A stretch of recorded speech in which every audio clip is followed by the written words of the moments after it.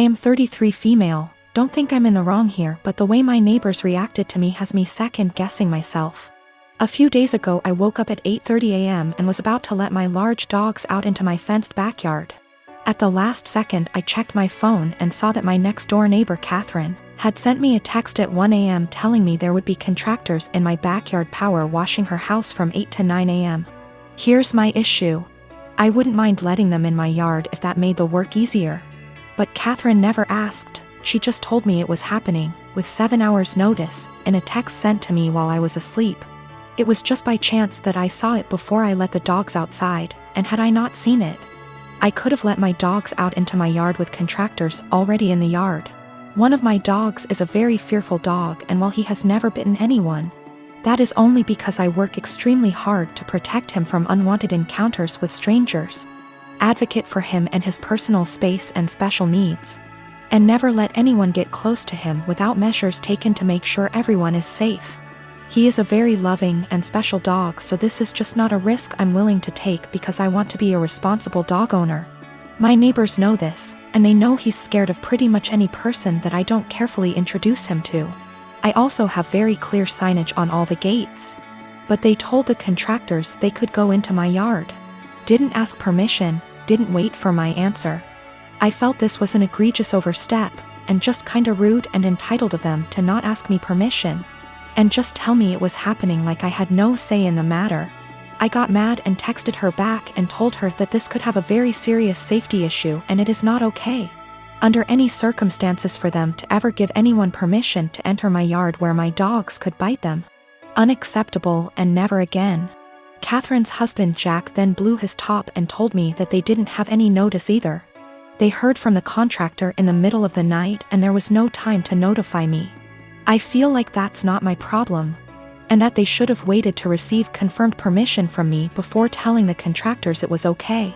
I really don't think I'm asking a lot here. I feel like this is an extremely reasonable request, dog issues or not. Then Jack told me that my behavior was unacceptable and that any harassment of the contractors would be dealt with, and that I was to immediately cease harassing Catherine. I never even spoke to the contractors.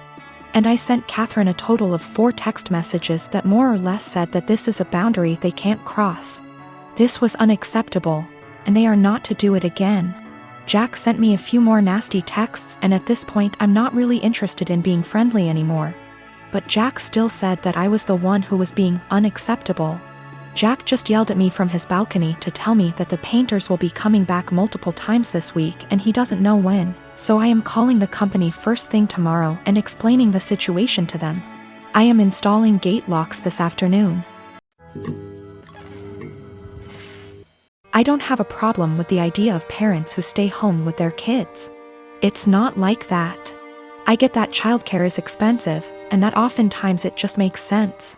What I have a problem with is my teenage daughter literally planning her life to only become a som.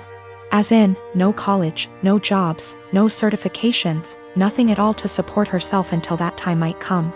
I told her that it doesn't have to be college, that not everyone needs college, but that she needs to do something to start making money to put away so that, if anything goes wrong with her plan, she has a way to support herself and the potential kids. Her feedback was that her backup plan was me and my husband. She would move in with us and go from there. We would help them survive. I told her then, what happens if we die, or we're incapacitated?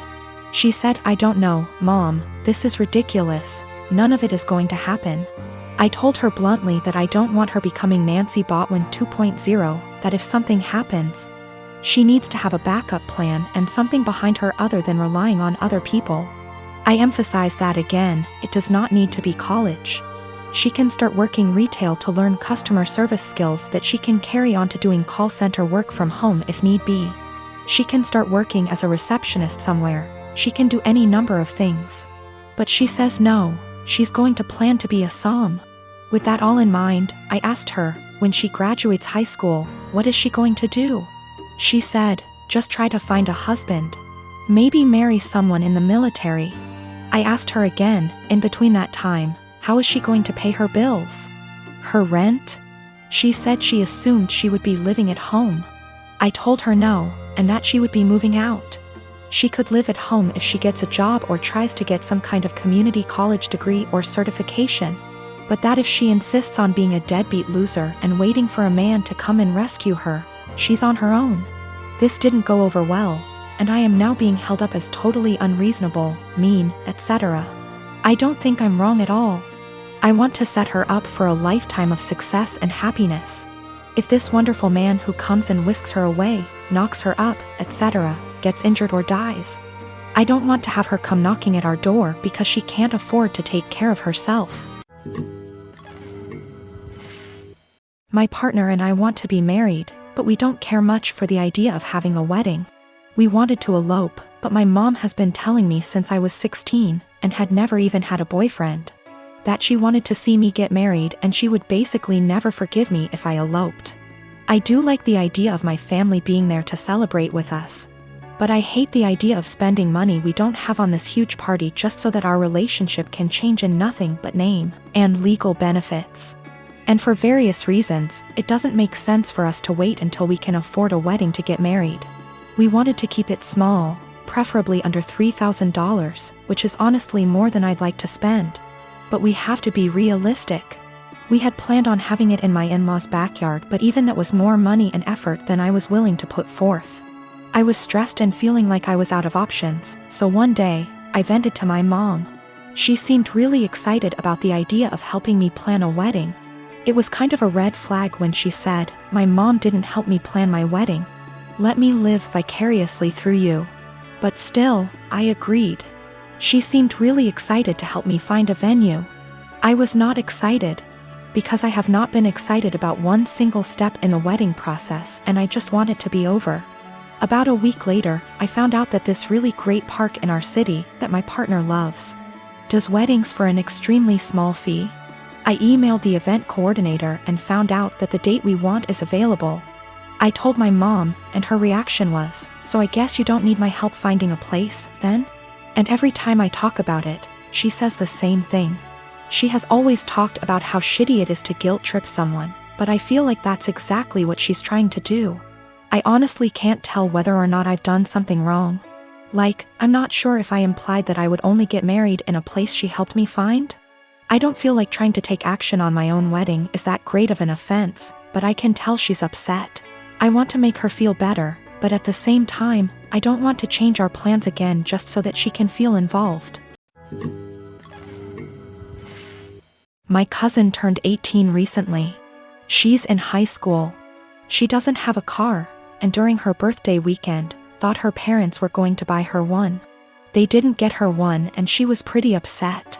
I should note that I'm not very close with my cousin, or the rest of my extended family for that matter. I only heard about this through the grapevine from my dad. Anyway, my cousin texts me on the Friday before her birthday asking if she can take my car. I just leased a new Ford Escape, to the mall and then for an out-of-town road trip with her friends over the weekend. I tell her no. She begs and pleads with me. I tell her no again. My car is for me to drive and for me only. If she wants her own car, she can save up and buy one. She calls me a and says that I ruined her birthday and that she's embarrassed because her friends think she got a car for her birthday and she doesn't have one. I don't respond to her and think nothing of it. The weekend comes and I sleep in very late on that Saturday, waking up at 1 p.m., don't judge. Even though my car is parked in my driveway and my gate is closed, I come to realize that someone egged and TP'd my car. With many, many eggs and 5 to 6 rolls of TP.